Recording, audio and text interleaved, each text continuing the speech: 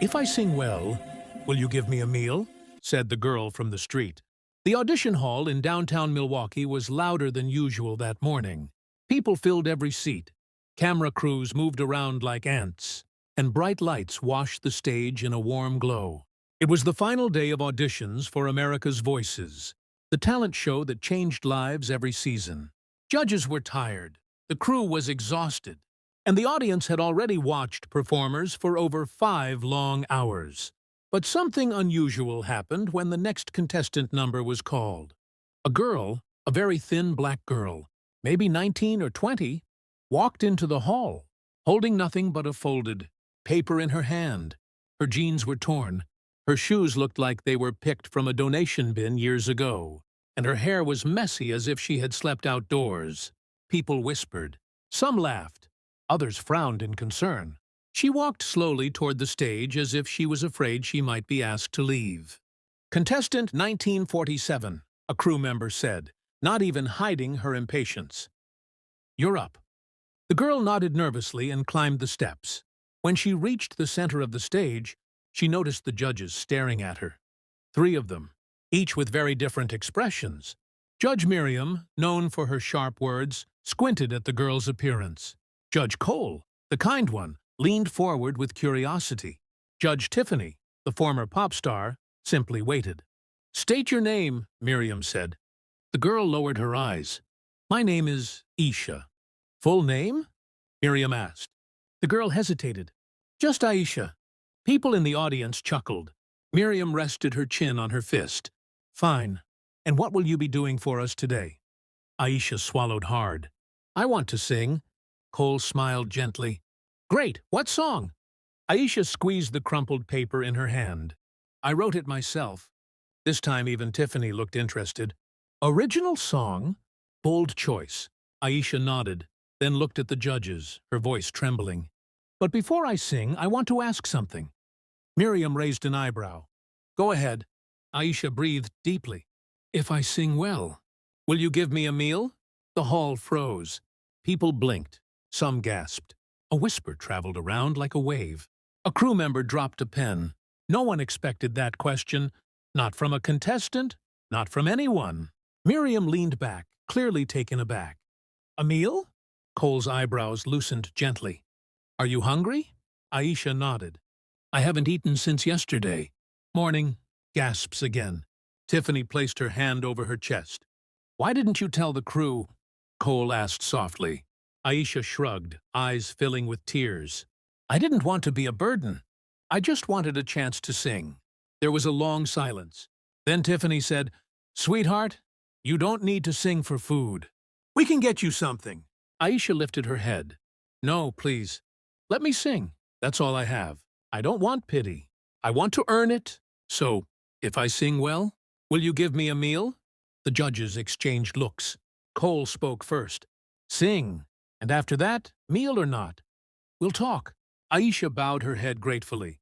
Then she closed her eyes, inhaled deeply, and lifted the microphone. The hall held its breath. And then she sang. It was soft at first, barely above a whisper, a fragile sound. But the moment she reached the first verse, the hall went silent. Not out of politeness, but out of shock. Her voice was rich, golden, pure. She sang with pain, with hunger, with longing, yet with hope. Every note trembled with emotion.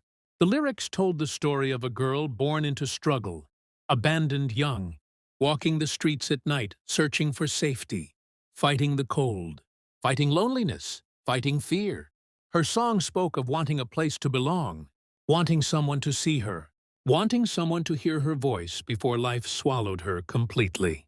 By the time she reached the chorus, people in the audience were wiping their eyes.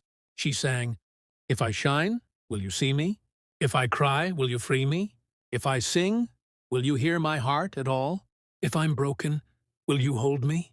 If I'm falling, will you call me? If I sing well, will you give me just one meal at all?" Her voice cracked on the final word, not from lack of skill, but from a flood of emotion. The hall was silent. Her hands trembled. She lowered the microphone. Then, applause erupted like thunder.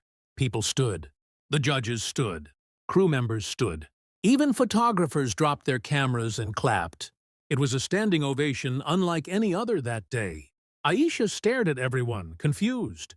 Miriam, the strict judge who rarely complimented anyone, wiped her tears openly. "Aisha," she said, her voice shaking, "that wasn't just singing. That was storytelling. That was pain. That was truth. And that was extraordinary." Tiffany sniffed loudly.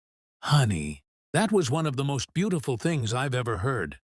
Cole walked to the edge of the judge table, something no judge ever did. He looked at her kindly. "Aisha, tell us, where do you live?" She hesitated. "Sometimes at the shelter, sometimes on the street." "And your parents?" Miriam asked softly. Aisha shook her head. "No parents since I was 13. Someone in the audience sobbed. Cole reached for the microphone. "Crew, please get her something to eat immediately." Aisha panicked. "But do I qualify?" Cole smiled warmly. "Qualify? My dear, you are going straight to the finals." The audience roared again. Aisha fell to her knees, crying hard, not just from joy, but from relief. A crew member ran to the stage with a sandwich, a bottle of water, and a small fruit cup. Aisha grabbed the water first, drank, and almost cried again from gratitude. Miriam spoke softly. "Aisha, you belong here. You belong in the world. You belong on that stage. And starting today, you will never beg for a meal again." The producers backstage whispered, clearly aware they had just witnessed the birth of something huge and unexpected. The episode went viral the moment it aired. Millions of people watched the clip online. They cried. They shared it everywhere. They talked about the hungry girl with the golden voice. Donations flooded in. Fans created hashtags. Local restaurants offered free meals. A woman offered to sponsor Aisha's clothing for the show. Another offered her a room to stay. For the first time in her life, strangers were kind. But the journey wasn't smooth. A week before the live semifinals, Aisha got sick. Weak from years of malnutrition. She fainted during rehearsals. The doctor recommended she rest for at least 5 days, which meant she could miss rehearsals and lose her place. Aisha cried in frustration. "I can't go back. I came too far. I can't lose this." The producers were torn, but Cole visited her personally in the dressing room. "You won't lose anything," he told her gently. "Your gift is still yours. Rest, heal. We'll adjust the schedule for you." She stared at him. No one had ever rearranged anything in her favor. She felt seen for the first time. When the semifinal night arrived, she walked onto the stage wearing a simple white dress someone donated. Her hair was washed and braided neatly. Her skin glowed from proper meals and rest. Yet her eyes still carried the depth of someone who had lived through storms. She sang another original song, this one about healing. Her voice soared. People cried again. She made it to the finals. The final stage was the biggest one. Bright lights. Thousands in the live audience, millions at home. Producers announced that contestants could perform any song of their choice. Aisha chose to sing the first song, the one she performed when she asked for a meal. When she appeared on stage, wearing a beautiful navy blue gown the show gifted her, the audience cheered loudly.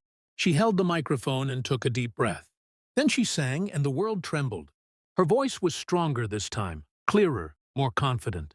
The same pain was there, but now it carried hope. The same sorrow was there, but now it carried strength.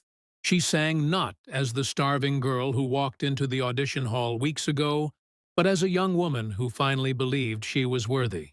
When she reached the last line, the hall burst into applause again. Louder than ever, the hosts stepped forward. "Ladies and gentlemen, the winner of America's Voices is..." Aisha closed her eyes. Her heart beat fast. Her name was called. She dropped the microphone, screamed, and collapsed into tears. The audience roared. Tiffany rushed to hug her. Cole guided her gently. Miriam smiled proudly. Aisha cried into the microphone. "Thank you. Thank you for hearing me. Thank you for giving me a chance. And thank you for giving me a meal." People laughed gently through tears. Her life changed instantly. She got a recording contract. Charities contacted her. Millions of fans followed her story. And the woman who once begged for a meal now sang on world stages. feeding thousands with her voice, her story, and her courage. But one thing remained the same. She never stopped singing like her life depended on it. Because, once upon a time, it did. Please don't forget to like the video, subscribe to the channel, and turn on the notification bell. Your support helps us bring more powerful stories to life.